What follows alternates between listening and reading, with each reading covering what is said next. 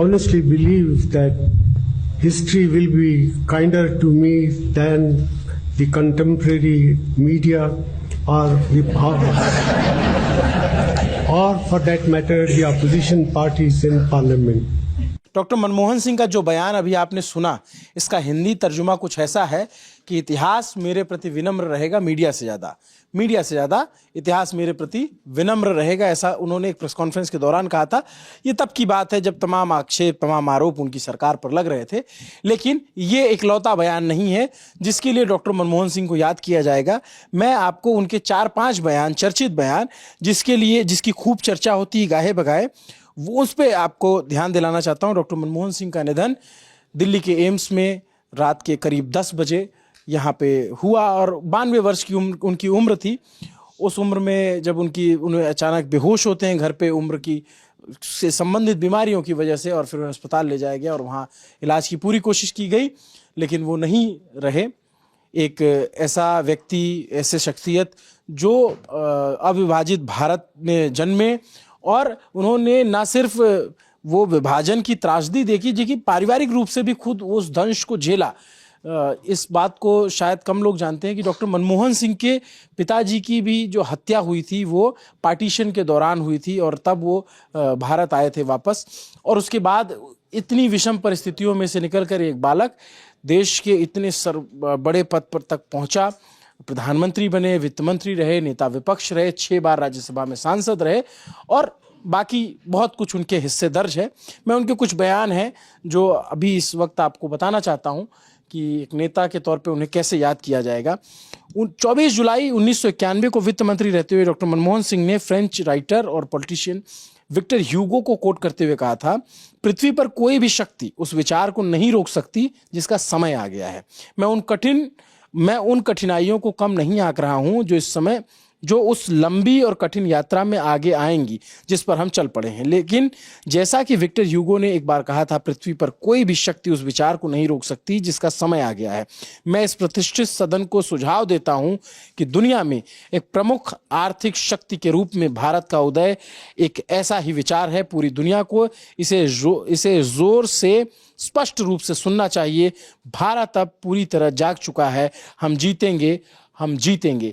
ये भाषण तब जब उन्होंने उदारीकरण के रास्ते हिंदुस्तान में खोले थे और उसके बाद रेस्ट इज हिस्ट्री, सब जानते हैं कि कैसे चीज़ें बदली। उसे एक फैसले की वजह से, वो एक फैसला ना होता तो शायद हिंदुस्तान की तकदीर, तासीर आज की डेट में कुछ और होती, लेकिन उस एक फैसले ने पूरी आर्थिक नीति को बदल दिया। और उस आर्थिक नीति को बदलने के लिए वो पुरानी कांग्रेस के विचारों से अलग जाते हैं और उन विचारों को भी चुनौती देते हैं। लेकिन शायद ये डॉक्टर मनमोहन सिंह का करिश्मा था, या डॉक्टर मनमोहन सिंह का जो उनका सोचने का तरीका था। उनको पता था कि देश इस वक्त संकट से गुजर रहा है, उसको निकालना ज़रूरी है। तब डॉक्टर मनमोहन सिंह ने उदारी लिबरलाइजेशन का फैसला किया एज अ वित्त मंत्री। उस समय प्रधानमंत्री थे पीवी नरसिम्हा राव, उनको भी उतना ही योगदान दिया जाता है। उसके बाद उनका एक बहुत चर्चित बयान है 1999, अगस्त 1999 का। उन्होंने कहा था, राजनेता लोगों को बरगला रहे हैं। अगर अगस्त 1999 में बीबीसी को दिए एक इंटरव्यू में मनमोहन सिंह ने पूर्व अमेरिकी राष्ट्रपति अब्राहम लिंकन के हवाले से कहा कि भारत में राजनेता पिछले 50 वर्षों से लोगों को बरगला रहे हैं।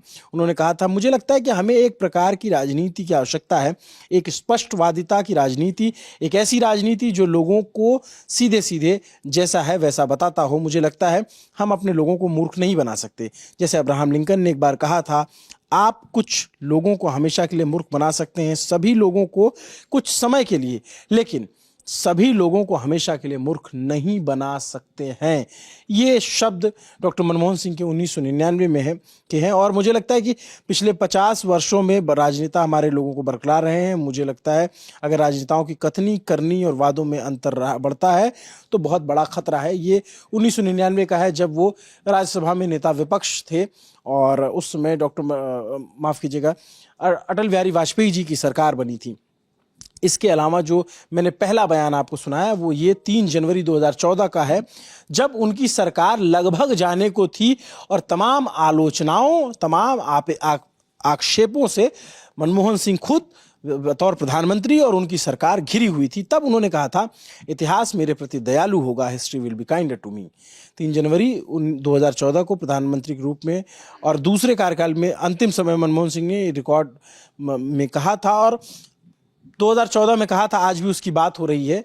तो उस वक्त उन्होंने कहा था कि मेरा मानना है कि मैं कमज़ोर प्रधानमंत्री नहीं हूं, मैं ईमानदारी से मानता हूं कि इतिहास मेरे प्रति समकालीन मीडिया या संसद में विपक्ष की तुलना में अधिक दयालु होगा।